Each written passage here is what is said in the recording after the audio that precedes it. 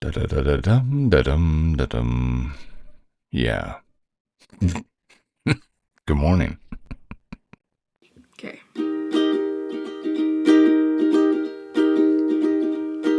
I used to be afraid of the world outside my door, so I lived within the pages of a book. I used to be so scared of what I couldn't control. It seemed whatever I touched, I broke. The wind at my back, the grass so green, the sun on my face, it was all a dream till you said, wake up, wake up, wake up, take my hand. I'm here for you now, I'll help you stand. The world isn't so frightening, it's not all thunder and lightning, and as long as we are together, life can only get better. I used to be embarrassed about my eyes, my nose, my smile, so I hid my face behind my hair. I spent so many years feeling like I was drowning. Now finally I'm coming up for air. Laughing out loud, being part of a team, touching the stars, it was all a dream till you said, wake up, wake up, wake up, take my hand. I'm here for you now, I understand. The world isn't so frightening, it's not all thunder and lightning, and as long as we are together, life can only get better. Life can only get better. Okay. Good morning. Good morning. It is Monday morning, April. Notes, always notes, right? Monday morning, April 14th. Wow. We're almost halfway through April already. So April 14th, it's 2 a.m. Yes. Yes. Again, early. I went to bed at 7. I feel so good. I I I feel so good, and the rest of the house is sick. Well, not Simon. Simon's doing good. And I'm glad. He definitely doesn't want to be sick. He's going to Montana this week with his buddies, and but Kathy Lynn and all the kids, they're all sick, fevers and coughs, and I'm not. I'm always sick. In fact, I I I oh gosh, I better I better do this first. I realize how fat I am. Or how fat I was. So I got some good news. I do. I have good news. So I walked to well, let me back up. Let me back up. So I had my latest check-in from my diabetes and things on Friday, and it was really good. Found out reason why I'm still tired. I'm low in vitamin D, and that'll be fixed. And plus, it's warm. I get to go outside. It's so beautiful. So beautiful. We got lots of yard work, so I'm going to get lots of exercise. But I was talking with my friend Craig, and he and we're both big cooties, you know. But I told him once, I says, you know how you know that you're overweight is when taking the shower is aerobic exercise. I know, TMI. I'm so sorry. But Sunday I decided early morning I decided I'm gonna walk to church. It's like what? 3 blocks away? Something like that. It's not that far. And I only have to walk down one little mini dirt road to get to the paved road. And I walked to church because it was a beautiful morning. It was warm enough. I had new shoes that were comfortable, and so I decided to walk. Oh my heck, by the time I got there, I thought I was going to die. I am so not in shape. And yet, my doctor's interviewer, she sat down. She says, "So, Jamie." And then she looks at the chart and she's like, "Wait, is this right?" And she looks at me and she smiles. "Have you lost 60 pounds?" Yeah, yeah, yeah. So, so a lot of my joints and things that have been hurting for a long time, yeah, not so much. Not so much. Pretty cool, huh? Yeah. And anyway, but gosh, I walked. I wanted to walk because I was feeling good. My joints were feeling good. And I did. I still am glad that I went. And then I walked home after. That was even harder because it was uphill. But I'm like, I need to walk more because and I started thinking, what if I was a pioneer? Back in the days of pioneers, like going west or something. Jamie, are you coming? Nah. I'm gonna stick around until they build a Circle K or a Chevron gas station so I can get me a 44-ounce Coke Zero. I don't know. My mind makes no sense at 2 o'clock in the morning. What are you expecting? Okay, so I'm so excited about this week. This is going to be so much fun. So much fun. I'm really excited. So, uh, yeah, Kathy and the kids are taking it easy. Well, Kathy's not. You know, my wife, she's the best. She's the best. And she's also the silliest. She'd complain that she's still sick, and I'm like, well, when you get sick, you're supposed to rest, right? She's so industrious, she just can't stop. She's like, why am I still sick? And our teenagers just start cracking up. She's like, stop laughing at me. Well, hon, if you actually laid down and you got rest. She says, but I'm not tired. So I said, come and sit down and just talk with me for a little bit yesterday. So she sits down. She's like, I'm not tired. I don't want to rest. I said, then let's just have a conversation. Like 5 minutes later, I leave the room because she's lying on the bed snoring. You're tired, hon. You're tired. You need to rest. Anyway, so I just think that's so funny and so bizarre that I'm not sick. Okay. That's early morning.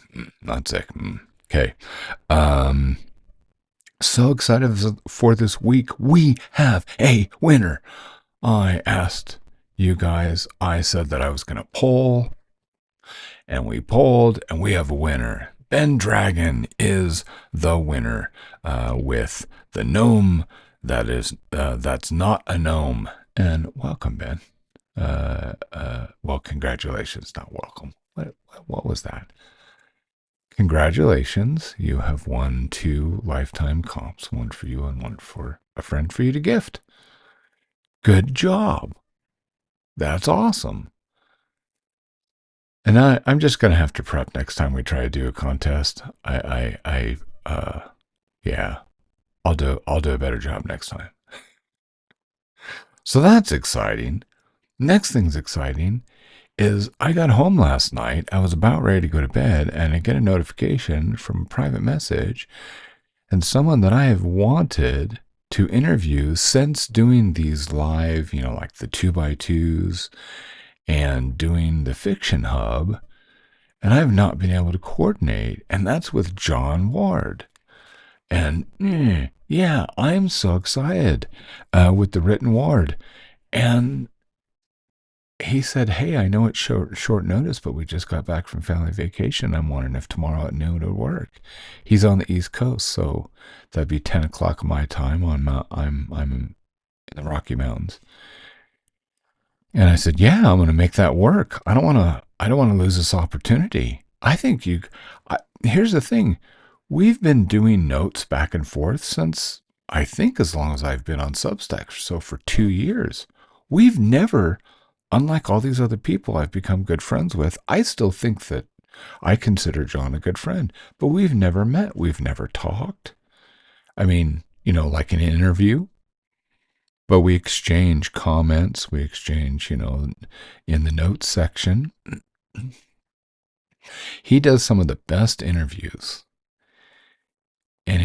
it's funny because you can tell he hadn't. It's not the. How can I say this? Because I just want to be complimentary because I'm so impressed. It's the. It's kind of like a beginner at the sound stuff, and yet his interviews are so professional, and so I just love him. I love watching him and listening to him, and he asks the greatest questions. But I wanted to interview him. I just want to get to know him. And so we're going to be doing that this morning at 10 o'clock. So I will, once I get that all set up, because I still got to do that this morning, I will come back and drop the link in the section below. And I hope you can join us. If not, it'll be recorded and I'll put that up later today. But I'm so excited because I just want to get to know John. We'll probably do another interview and really get into something else. But I just have questions. I just want to get to know the guy. You're really going to like John. So I highly recommend signing up to a Substack. So I'm still looking forward to this. What a great way to start the week. I get to now Scoot. If you can just solve your computer problem, I know that's an expensive problem to solve. But dude, I'm still waiting. I'm still waiting. Yeah. So I've got that wonderful list of people that I want to hang out with and do interviews in the Fiction Hub, and we're gonna get those done. But so John Ward, in just a few hours. Ta-da, by the time this goes out, what, at 7 o'clock, it'll be like 3 hours, and then we'll do an interview. That's awesome. Oh, I looked at the stats. Has anyone noticed on Substack, if you've got your own Substack, have you noticed that they've been making some really cool improvements in the back end with the statistics? Things kind of change and move around, which is funny because I did a course to help new people, hopefully friends and things that are coming to Substack from out there, from their blogs and whatever. And I did a course for the No Stress Writing Academy on the magic of Substack and coming over and basically showing what I've been doing on Life of Fiction. And I'm not, I mean, the basics are still valid, but Substack has changed where buttons and things are. I'm not even sure that course is valid much anymore. That's okay. But we're in 39 states. I have a weird goal. Where Life of Fiction is in 39 out of the 50 states in the United States, and we are in 27 countries now. I love that. I want all 50 states. I don't care if there's someone that just one person in each state. It's just one of those weird things. It's just my mind. I want to be in all 50 states. So it'll happen. I just wonder when. And I love, when a week goes by and a couple more states it pops up. So if you know somebody, I don't know, I should probably post what states that we're not in. And then go and tell your friends. Go tell your mom. No, it's okay, Mom. Just sign up. Just do it for a week. No, I don't want to cheat. I want to actually earn it. I like coming in and saying, oh my gosh, this is actually working. So I'm excited about that. So 39 states and 27 countries, which is awesome. And this week on Wednesday, we're going to have the next Ink and Purpose. That's Wednesday. That is, I'm just kind of on a thing of wanting to share why fiction is important. It's important to us as individuals, and it's important to our friends, our family, our kids, especially, and to society. And those of you who are storytellers, John, Scoot does a good job, Ann, Coomer, all my friends, Shannon, everybody that I know here on Substack, your stories matter. They really do. They matter. And here's the great thing I think about being a writer and being a cartoonist is that we're not in competition with each other. That's the beautiful thing. We need each other, and we strengthen each other. We help each other. We even cross lines, um, because if someone reads something that I've written and they love it and they want a particular feel, and you write something in the same genre, it doesn't have to have the story be anything like it. But people are going to look to have that experience again and again. And if I've just written one story, they're going to look for other stories. And that might be your story. Your stories matter. And speaking of which, I've been asked to do this, and I've been thinking about doing this for, well, almost 2 years. But I've been working on this for almost a decade. If you know and have gone through, you know that I write the advanced world building guides and a manual. And one of the reasons why it has been popular is because of the system, which I call the upchuck system. I know it's really gross, but you remember it. It's based on Morpheophilus, Chuck from Chronicles of a Hero. And the thing about that system that makes it truly different are the trigger questions. That's what they're called.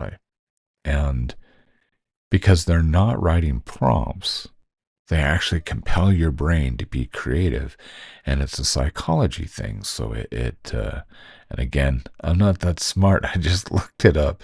I when I had this idea, and I realized that I was using aspects of this for my own writing, because I don't think that writer's block is really a thing. I brought this up to a friend, and I've worked for him several times. Wolverton, also known as David Farland. Um, bless his heart and rest his soul.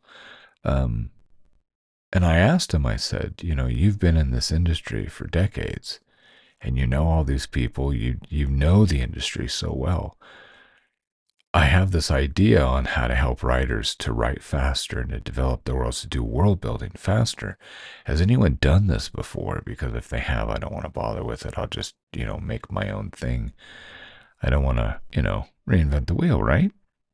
And I sent it to him, and normally it gets back in a few days. It got back really quick and said, yes, the last time that was done was like 40 years ago by Isaac Asimov, and it hasn't been done since, and you can't get his book anymore.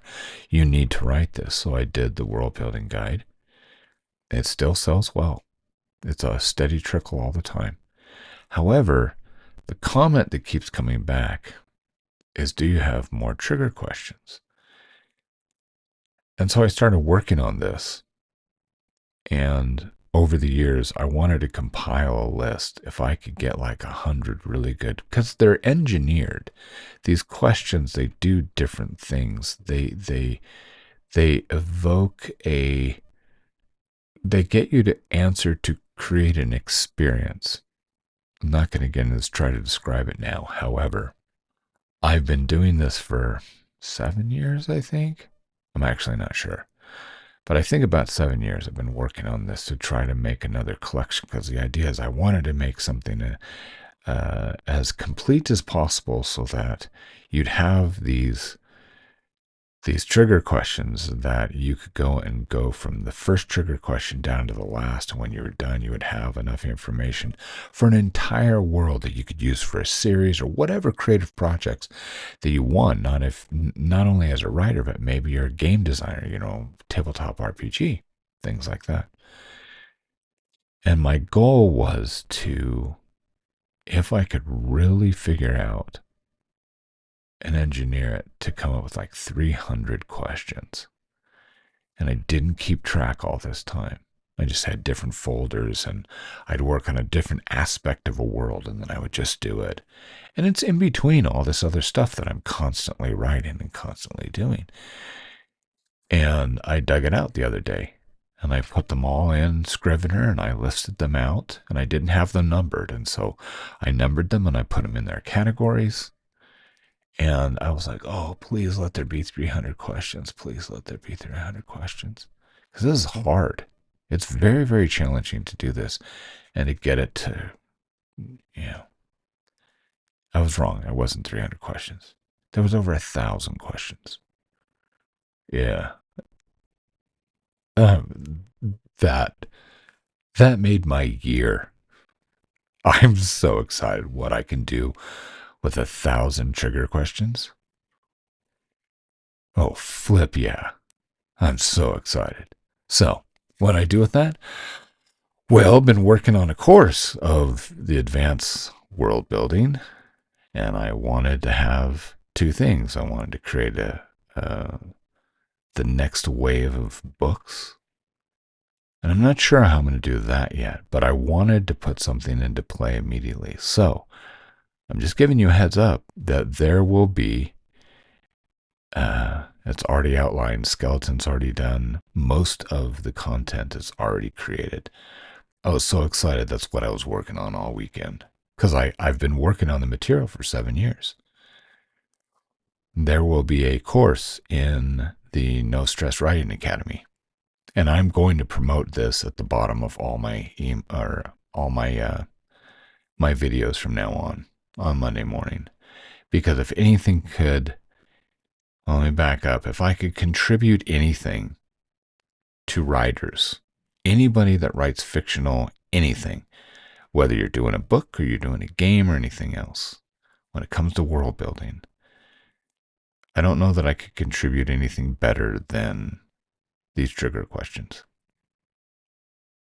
So when I get that going, I'm giving you a heads up. And yeah, we're going to do a launch. I'm going to do a pre-sale. Yeah, on this. And I believe it's going to be $150. And I think we're not going to leave this open. You don't get to register just whenever you want with this course. I'm going to leave it closed until we have enough people and talk about it and talk about it. And then from time to time, we'll open up the course. Why? Because unlike any other course that I've done, I like making books. I like doing a course and putting it there and not being involved. It's not that I don't want to talk with people. It's just I want to do my things. I don't want to be in the room answering questions and things. But this is like breathing to me. So part of this is I want to make sure that I can give personal attention to some of the students, and I'm going to do Ask Me Anything sessions. And I want to make sure that I can pay attention to the people that are taking the course and not just be, throwing things out into the wind. So I think I'm going to limit this to 50 people at a time. So, yeah, I'll let you know. And there will be a pre-sale sign up. That's not ready yet. It's probably going to be ready this week, probably before next Monday morning's coffee. So if you would like to take this course, and there will be more information. I'll let you know exactly. I don't want anyone going into this blind. That's not a thing. That's not what I do. But I want to give my community a heads up more and before anyone else. So yeah, I'm really excited about that. And then these things will be made into books. How I'm going to do that? Mix them with the journals. Yeah, I'll figure that out. But my first priority was I want to help writers take something that takes years to develop and condense it down into weeks.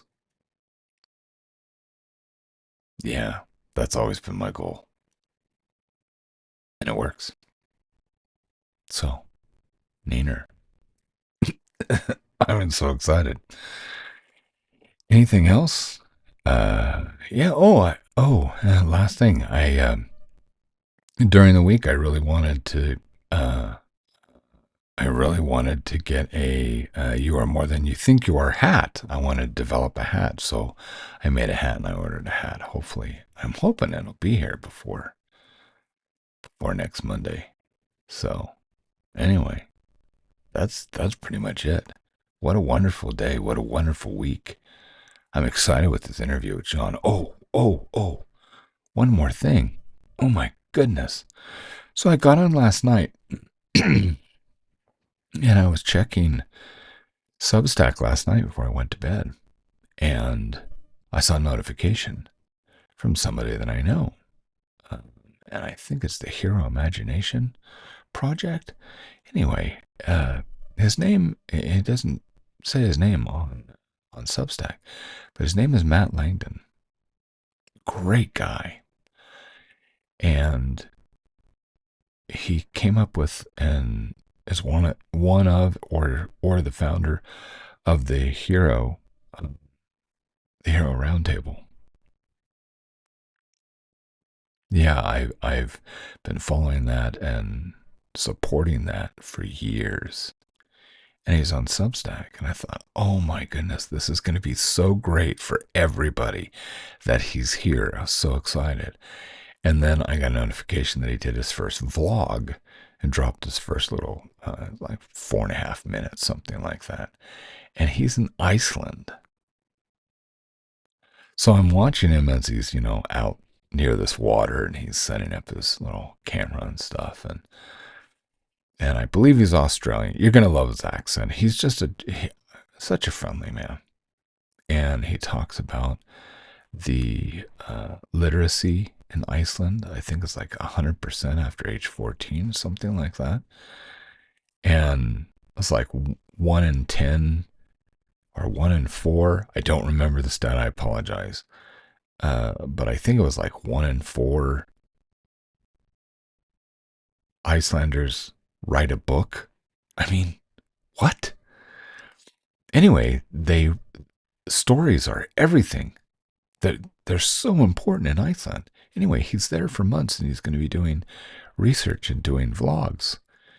And the vlog ends with him. I think it looks like it's on a balcony of where he lives.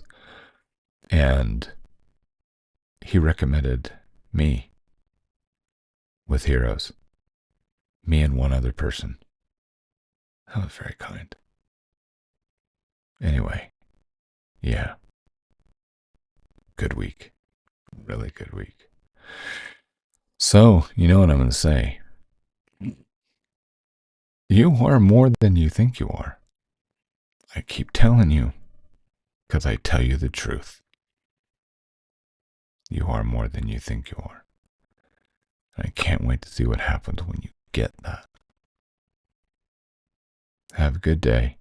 Have a good week. I love you. I'll see you later.